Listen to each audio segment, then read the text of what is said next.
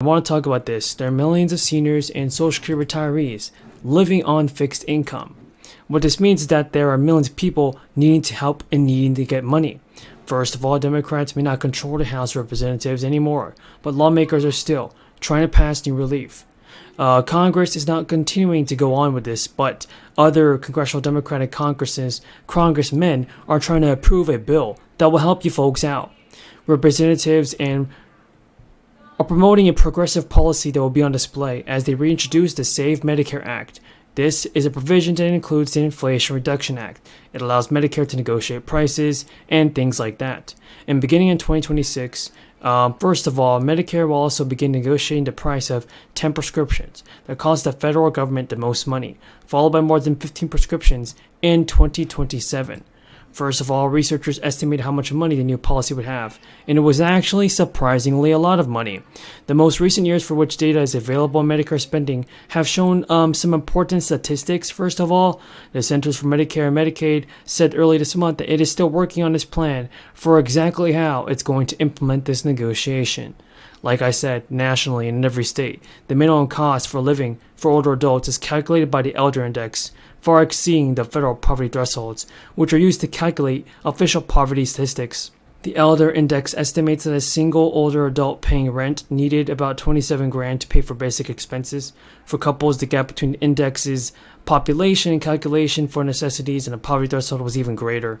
Yet eligibility for Medicaid, food stamps, housing assistance, and other safety net programs have helped older adults that are basing their living off the federal poverty standards.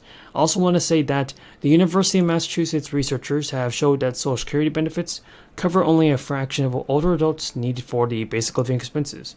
A massive tax break plan has been agreed upon in the state of Michigan. It's looking to look good for Michiganders. Governor Gretchen Whitmer has also announced an agreement that reached between her Democratic leaders and things like this. Much of the debate in the first month of the bill has been around this tax relief plan, including who is going to get it, how much money they receive. The plan is agreed upon in multiple different ways, folks, and now it just has to be voted on. But the framework of a massive tax relief plan is coming to Michigan and will include the repeal of the state retirement tax, impacting 500,000 homes, and expanding the earned income tax credit, which will touch around 700,000 homes, and mention for the first time a direct check to every taxpayer in the state. The governor said, "We recognize inflation and what it has caused and what it has meant to the people that need help." It is not known what impact this will have on the income tax rollback that the Republicans are proposing, but we do know that it can help somebody out, at least one of you guys that are in need of Social Security, because the immediate action was actually mixed from the other side, with House Minority leaders actually calling for a $9 billion surplus. The Michigan families do not have to choose between immediate relief and a permanent tax cut, that is. This is the latest scheme crafted behind closed doors. It appears to be the governor's newest attempt to cancel the income tax cut that's due to every Michigan resident every year. Folks, what do you think about this? Tell me in the comments. The gentleman in New York. In the case of recession, a stimulus check could come into play, but cooling inflation may be a sign that we're going to be able to avoid a recession. If the pace of inflation continues to slow, Fed Reserve might just pump the brakes on its aggressive interest rate hikes that could make it so consumers aren't forced to slash their spending drastically.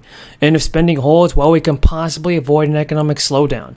So whether a recession happens or not, well, lawmakers have already agreed to provide more financial relief. Then now the Michigan residents with public pensions and other specific requirement accounts could soon see new tax breaks, and if this happens, it's good. The House has also approved a competing plan with key differences. The Senate measure passed by a 23-15 vote, with 3 Republicans joining 20 Democrats to support it. The House bill passed 67-41. The idea of this underlying both bills is the heart of the governor's legislative agenda.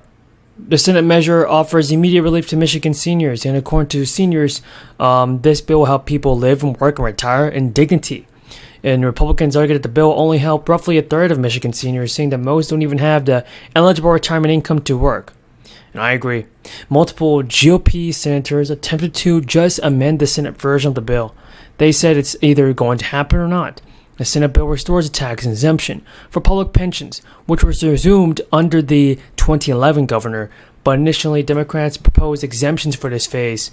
And if that happens, it doesn't look too good because the school year median for lunch is $2.75. Things are going up and things are increasing. And between the end of crisis related school aid and the sharp increase in food stamps, families cannot get the money they need and deserve.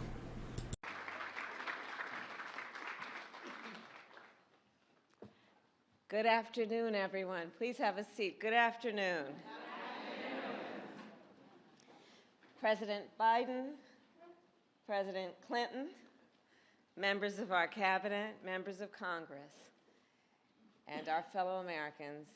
Nearly 30 years ago, just outside in the Rose Garden, our nation took a long overdue step to give working people, and in particular working mothers, the dignity, respect, and support they deserve.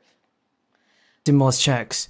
They would go to every household earning less than $80,000, which is the majority of people in Pennsylvania. Other issues are getting Republican attention, everybody, like more state funding for childcare and pre-K, nursing home, and housing. Progressive lawmakers have been building bipartisan support for a broad housing plan, Whole Homes Repair Fund, which would actually use stimulus money to provide grants to homeowners and landlords alike to make renovations big and small. After 2 years and 6 relief bills into the crisis, the U.S. has spent the majority of its available stimulus relief funding, but billions of dollars across a handful of categories have not gone out the door. Beginning under the former president and continuing now with President Biden, Congress has approved some $4.5 trillion in total aid spending. According to Treasury Department data, federal agencies have formally committed to using about $4 trillion in that, and have made about $3.5 trillion in actual payments to date. Budget experts say that it can often take time for the total pot of funds to make its way to the American people. That's because government agencies such as the SBA and Department of Labor go through a process of legally committing to a portion of allotted funding, which is known as obligating. Then they start to actually spend it. The $500 billion or so in available relief resources have not been obligated and may not end up being spent by agencies. What are your thoughts on this, everybody? Is President Biden going to do something about this and help out the American people with stimulus checks this year? Or will President Biden hold back the stimulus? Tell me what you think on this. Mr. Dodaro, I'm going to start with a round of questions, and then it looks like the next person up will be Senator Johnson. Mr. Dodaro, to date, GAO has made 121 recommendations on actions that Congress could take to address the wasteful spending and inefficient operations listed in the annual duplication report. There are currently 59 open recommendations. How should Congress prioritize which recommendations to address? Are there particular recommendations that you think we should focus on first? I absolutely think those recommendations that have significant dollar savings potential ought to be among the top priorities. Right. You know, I issued a report last month that I've repeatedly warned Congress that the federal government's on an unsustainable long-term fiscal path. The more actions Congress could take to reduce federal